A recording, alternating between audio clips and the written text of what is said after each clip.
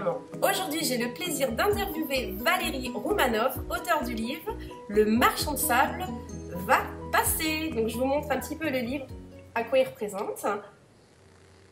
Bonjour Valérie, comment tu vas? Bonjour, ça va bien, merci. Je suis vraiment très contente de pouvoir t'interviewer. Et ma première question, c'est pour ceux qui nous regardent, est-ce que tu pourrais nous faire une petite présentation?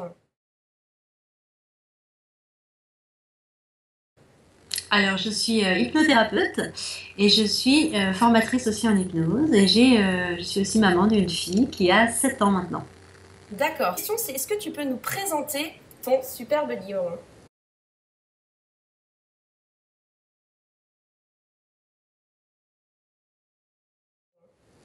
Alors, dans ce livre, il y a un guide d'abord qui est assez important, qui donne des conseils sur le sommeil. Parce qu'en fait, ce livre, il est fait pour faciliter le sommeil des enfants et puis pour permettre aux parents de retrouver enfin la possibilité de passer des soirées tranquilles. C'est le but de ce livre. Donc il y a d'abord une première partie avec un guide, donc des conseils sur ce qui peut se passer, qui peut empêcher l'endormissement. Donc ça peut être la peur du noir, ça peut être des colères, ça peut être tout un tas de choses qui peuvent se passer le soir. Et puis ensuite, il y a une deuxième partie qui est composée d'histoires originales qui sont spécifiquement écrites pour faciliter ce fameux endormissement de l'enfant.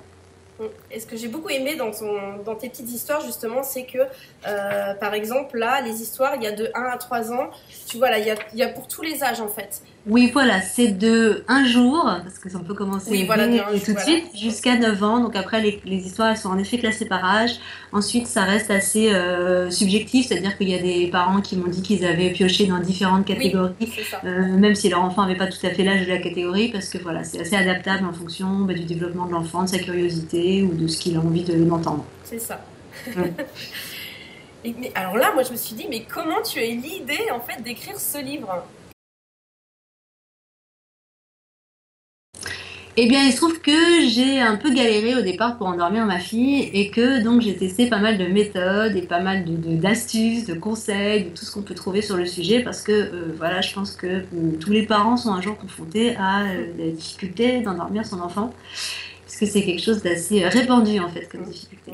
Et donc j'ai trouvé trouvé ce système ou cette méthode qui consiste en fait à qui met en scène, en jeu la respiration et une certaine façon de parler qui utilise des procédés que je connais et que j'utilise en hypnothérapie et qui permettent la détente, qui permettent la relaxation, qui permettent à l'enfant de se sentir complètement en sécurité et donc du coup de s'endormir naturellement. D'accord. Et alors moi aussi, encore une autre question, je suis en train de lire mon petit papier. En fait, peux-tu nous expliquer en fait comment ces histoires facilitent le sommeil? Alors il y a plusieurs choses. Il y a la façon dont les histoires sont écrites, avec des mots, des tournures de phrases, des images qui font appel au sens de l'enfant, c'est-à-dire à la vue, au toucher, à l'ouïe, à tout ce qui va lui permettre de percevoir les choses de façon douce, agréable, avec des choses comment bienveillantes, sécurisantes, rassurantes, et qui vont lui permettre de se détendre, et qui sont écrites avec un langage un peu particulier qui permet au cerveau on va dire, de connecter des ressources d'apaisement, naturellement.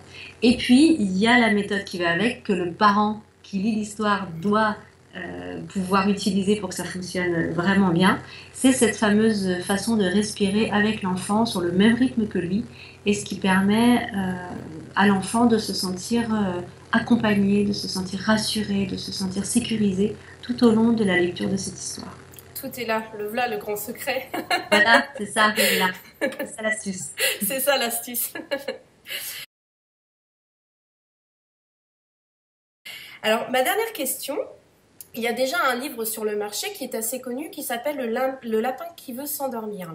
Moi, je voulais savoir, est-ce que c'est la même méthode que tu proposes?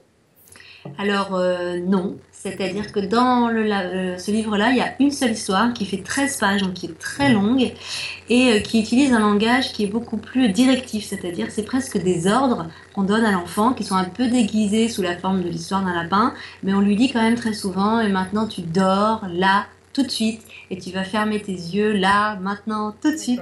C'est assez autoritaire, on va dire, même si c'est déguisé par une histoire. Et donc, il y a des enfants sur qui ça va marcher et d'autres moins. Et il y a les 13 pages de l'histoire à lire qui est quand même quelque chose d'assez long à faire. Donc les histoires de mon livre, il y en a 20. Oui. Et donc ça fait des choses un petit peu plus variées pour ne pas répéter tous les soirs la même chose. Et puis elles sont beaucoup plus courtes parce qu'en fait c'est assez rapide quand on a ce procédé de respiration. Voilà, les histoires font souvent une page ou une page et demie.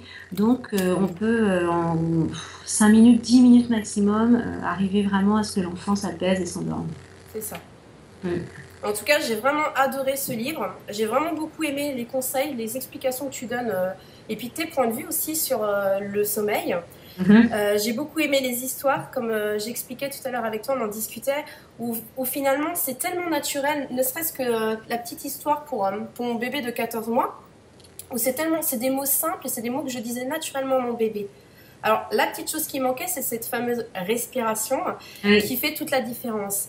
Alors j'ai vraiment hâte de tester ce livre et justement je ferai une vidéo très prochainement pour dire un petit peu mon point de vue, mon ressenti avec mon petit bébé de 14 mois et puis je t'en ferai part. Super, je te remercie beaucoup.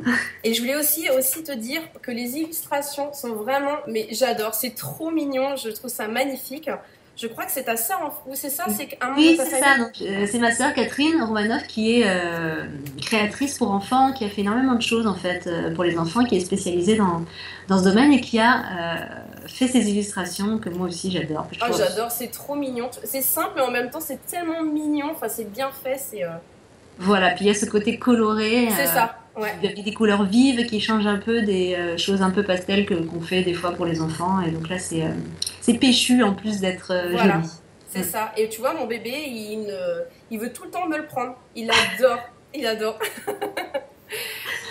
Donc voilà, en tout cas, je te remercie vraiment beaucoup. Et puis, je te dis à très bientôt, Valérie. Et merci beaucoup. Merci à toi. Bye bye. Au revoir.